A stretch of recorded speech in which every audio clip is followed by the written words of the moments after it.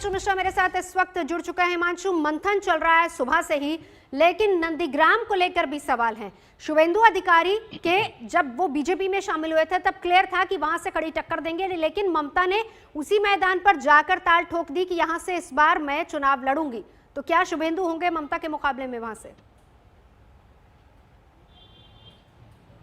देखिए, बिल्कुल हमारे सूत्र बता रहे हैं कि शुभेंदु अधिकारी को वहां से चुनाव लड़ा कर जो है बीजेपी ममता बनर्जी को घेरने की कोशिश करेगी कि वो नंदीग्राम में ही फोकस रखें अपना, क्योंकि अगर वो बंगाल में घूम घूम कर प्रचार करेंगे तो बहुत ज्यादा दिक्कत होगी और इसलिए नंदीग्राम में बीजेपी चाहती है कि ममता बनर्जी फंस के रहे। और शुभेंदु अधिकारी ने भी ममता बनर्जी की घोषणा के बाद कहा था कि अगर वो यहाँ से चुनाव लड़ेंगी तो 50,000 वोटों से हरा कर भेजूंगा और मैं खुद चुनाव लड़ूंगा। तो शुभेंदु अधिकारी भी एक तरह से जो है वो घोषणा कर चुके हैं कि वो ममता बनर्जी के खिलाफ जो है चुनावी मैदान में ताल ठोकेंगे। अब देखना यह है कि पार्टी की तरफ से आज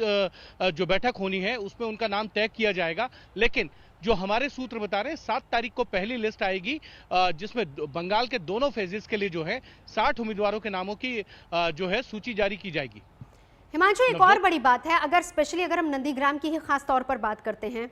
तो इसमें तो फिर कोई दो राय होनी ही नहीं चाहिए, क्योंकि जिस तरीके से शुभेंदु अधिकारी को बीजेपी में शामिल किया गया था, जाहिर सी बात है कि वो पूरा इलाका अधिकारी परिवार का एक अच्छा खासा गढ़ भी उस इलाके में माना जाता है। ममता बनर्जी को यहां तक पहुंचाने में भी शुभेंदु अधिकारी, उनके परिवार के दूसरे सदस्यों का बहुत बड़ा हाथ रहा है। तो अगर ममता बनर्जी वहां जाकर कहती है कि मैं ही चुनाव लड़ूंगी, तो जाहिर सी बात है कि इधर से कोई शक्को शुबा नहीं होना चाहिए था। देखिए, बिल्कुल कोई शक्को शवाब नहीं होना चाहिए, क्योंकि शुभेंदु अधिकारी और उनके परिवार का नंदीग्राम